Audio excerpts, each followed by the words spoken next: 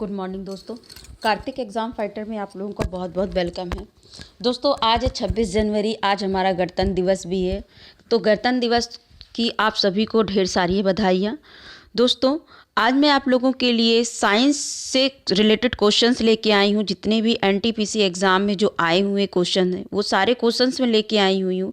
तो इसके लिए आप मेरे साथ में बने रहिए और इस पूरे वीडियो को ज़रूर देखिएगा, जिससे कि ये आपके आने वाले जितने भी एग्ज़ाम है या एनटीपीसी एग्ज़ाम चल रहे हैं उन सब के लिए आपके लिए बहुत ज़्यादा हेल्पफुल होगा। तो चलिए आइए अपने प्रश्नों की ओर बढ़ते हैं।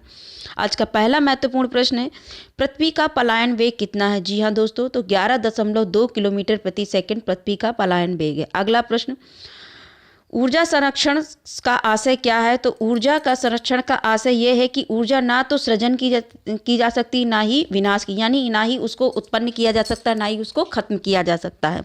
अगला प्रश्न है, गुरुत्वाकर्षण के सार्वभौमिक नियम का प्रतिपादन किसने किया था? तो ये किया था न्यूटन ने। अगला प्रश्न है दोस्तों, एक केस नली में जल की अपेक्षा एक तरल ऊंचाई तक चढ़ता है, इसका क्या कारण? तो इसका कारण है तरल का पृष्ठ तनाव जल की अपेक्षा अधिक है, इसलिए। अगला प्रश्न है दोस्तों, भारहीनता की अवस्था में एक मोमबत्ती की ज्वाला का आकार कैसा हो जाएगा? तो वो वैसा ही रहेगा।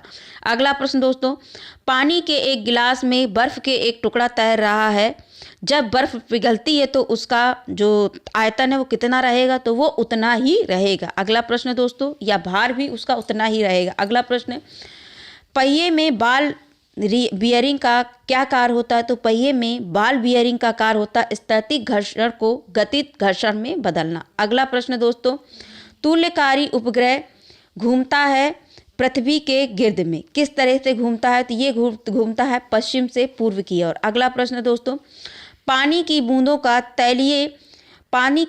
का तैलीय पृष्ठ पे ना चिपकने का क्या कारण है? तो इसका कारण है असंसंजक बल का अभाव। अगला प्रश्न है दोस्तों, महान वैज्ञानिक आर्किमिडीज किस देश से संबंधित थे? जी हाँ दोस्तों, तो महान वैज्ञानिक आर्किमिडीज जो संबंधित थे वो थे ग्रीस से। अगला महत्वपूर्ण प्रश्न है दोस्तों, कोई भी नाव डूब जाएगी यदि वे पानी हटाती है अपने आयतन के बराबर से। अगला प्रश्न है दोस्तों, जल पृष्ठ पर लोहे के टुकड़े के ना तैरने का क्या कारण है? तो ना तैरने का कारण है लोहे द्वारा विस्थापित जल का भार लोहे के भार से कम होता है। अगला प्रश्न है दोस्तों, द्रव में आंशिक या पूर्णतः डूबे हुए किसी ठोस द्वारा प्राप्त उछाल की मात्रा किस पर निर्भर करती है? तो ये निर्भर करती है ठोस द्वारा हटाए गए द्रव की मात्रा पर। अगला प्रश्न है दोस्तों, उत्प्लवता से संबंधित वैज्ञानिक कौन थे? तो इसका सही आंसर है दोस्तों आर्किमिडीज का जो वैज्ञानिक थे वो उत्प्लवता के संबंधित थे। अगला प्रश्न है दोस्तों, आर्किमिडीज का नियम किससे संबंधित है? जी हाँ दोस्तों, तो ये प्लवन के नियम से संबंधित है। अगला प्रश्न दोस्तों, पानी में लोहे की सुई डूब जाती है लेकिन जहाज तैरता रहता है, ये किस के कारण होता है? तो ये होता है किस सिद्धांत के कारण? आर्किमिडीज के सिद्धांत के कारण। अगला प्रश्न है दोस्तों, लैंप की बत्ती में तेल किसके कारण ऊपर चलता है? तो इसका सही उत्तर है केशिकात्व नली के कारण। और तेल में होता कार्बोजैलिक समूह होता है और इसका जो एक मेन कारण है वो है केशिकात्व के द्वारा ही ये चढ़ता है। अगला प्रश्न दोस्तों, जब दो भिन्न भिन्न व्यास में केश नलियों को किसी द्रव में ऊर्ध्वाधर डुबोने पर क्या होता है? तो कम व्यास वाली जो नली होती है, केश नली होती है, वो कम व्यास वाली केश नली में अधिक होगी। क्या होगी? अधिक हो जाए। अगला प्रश्न दोस्तों, साम्यता की इकाई क्या है? तो पॉइज साम्यता की इकाई है। अगला प्रश्न दोस्तों, यदि केश नली का व्यास दुगना कर दिया जाए तो इसमें चढ़ने वाले जल की सतह की ऊंचाई कितनी हो जाएगी? तो ये आधी रह जाएगी। अगला प्रश्न है दोस्तों, प्रकाश वायु की अपेक्षा कांच में मंद गति से चलता है, क्यों? क्योंकि वायु का अपवर्तनांक कांच के अपवर्तनांक से कम होता है। अगला प्रश्न है दोस्तों, अर्धवाहक लेंस वास्तव में कैसे होते हैं? तो कैसे होते हैं? ये एक उत्तल लेंस के होते हैं। आज का अगला महत्वपूर्ण प्रश्न है दोस्तों, लैम्बार्ट नियम किससे संबंधित है? जी हाँ दोस्तों, तो लैम्बार्ट नियम प्रदीप्ति से संबंधित है। अगला प्रश्न दोस्तों, अबिंदुकंता, जी हाँ दोस्तों, अबिंदुकंता का दोष दूर करने के लिए किस लेंस का प्रयोग किया जाता है? तो ये किया जाता है सिलेंडरी लेंस का।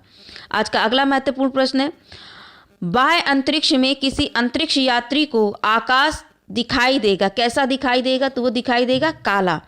अगला प्रश्न दोस्तों, विकिरण के कण प्रकृति की पुष्टि किससे की जाती है? तो ये की जाती है प्रकाश वैद्युत प्रभाव से। अगला प्रश्न दोस्तों, फोटॉन किसकी मूलभूत यूनिट है? तो फोटॉन प्रकाश की मूलभूत इकाई है। अगला प्रश्न, तरण तार वास्तविक गहराई से कम गहरा दिखाई देता है, इसका क्या कारण है? तो इसका कारण है अपवर्तन। अगला प्रश्न, पानी के ऊपर तेल परत का चमकना किसका उदाहरण है? ये है व्यतिकरण का। अगला प्रश्न दोस्तों, सोडियम वाष्प लैंप प्राय सड़क प्रकाश के लिए प्रयुक्त होते हैं क्योंकि ये चमकदार रोशनी को प्रदान करते हैं। अगला प्रश्न दोस्तों, किसी तारे के रंग का पता कैसे चलता है? ये पता पड़ता है उसके ताप से। अगला प्रश्न दोस्तों, प्रकाश की गति किसके बीच में जाते हुए न्यूनतम होती है? तो ये है कांच के जाते हुए प्रकाश की गति न्यूनतम हो जाती है। अगला प्रश्न, हमें वास्तविक सूर्योदय से कुछ मिनट पूर्व ही सूर्य दिखाई देने का क्या कारण है? तो इसका एकमात्र कारण है प्रकाश का अपवर्तन। अगला प्रश्न दोस्तों, प्रकाश में 7 रंग होते हैं, रंगों को अलग करने का क्या तरीका है? जी हाँ दोस्तों, तो रंगों को अलग करने का तरीका है एक प्रिज्म से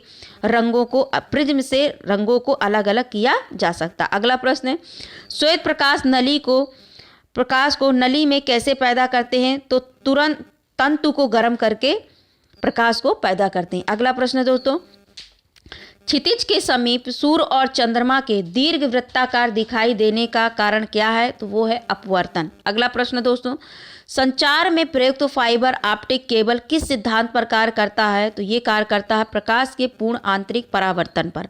अगला प्रश्न दोस्तों, अवतल लेंस हमेशा किस प्रकार का प्रतिबिंब बनाते हैं? तो ये बनाते हैं आभासी प्रतिबिंब। अगला प्रश्न दोस्तों, तारे टिमटिमाने का क्या कारण है? तो ये अपवर्तन के कारण ही टिमटिमाते हैं। अगला प्रश्न दोस्तों, तंतु प्रकाशित संचार में संकेत किस रूप में प्रभावित होता है? तो ये प्रभावित होता है प्रकाश तरंग द्वारा। अगला प्रश्न दोस्तों, एंगस्ट्रम नापता है, क्या नापता है? तो ये नापता है तरंग दैर्घ्य यानी कि दूरी को मापता है। अगला प्रश्न दोस्तों, वाहनों का गतिमापी क्या मापता है? तो ये मापता है ताक्षणिक चाल। अगला प्रश्न दोस्तों, क्रिकेट की गेंद को किस कोण से मारा जाना चाहिए ताकि वह अधिकतम दूरी तक जा सके? तो ये जाना चाहिए अधिकतम 36 से 45 डिग्री के कोण पर। अगला प्रश्न दोस्तों, लोहे की सुई पानी की सतह पर किस कारण तैरती रहती है? जी हाँ दोस्तों, तो लोहे की सुई पानी की सतह पर पृष्ठ तनाव के कारण तैरती रहती है। अगला प्रश्न दोस्तों, भिन्न भिन्न द्रव्यमान के 2 पत्थरों को एक भवन के शिखर से एक साथ गिराया जाता है तो दोनों पत्थर कैसे पहुंचेंगे? तो दोनों पत्थर एक साथ पहुंचेंगे। अगला प्रश्न दोस्तों, 1 हॉर्स पावर कितने वाट का होता है? तो 1 हॉर्स पावर बराबर 746 वाट के होता है। अगला प्रश्न है, चंद्रमा पर वायुमंडल नहीं है, क्या कारण है? क्योंकि यहाँ गैस के परमाणुओं को पलायन वेग उनके वर्ग माध्य मूल से कम होता है, इसलिए चंद्रमा पर वायुमंडल नहीं है। अगला प्रश्न, दूध से मक्खन निकालने पर क्या होता है? तो दूध का घनत्व घट जाता है। अगला प्रश्न, किसी व्यक्ति को मुक्त रूप से घूर्णन कर घड़ी मंच पर अपनी कोणीय चाल कम करने के लिए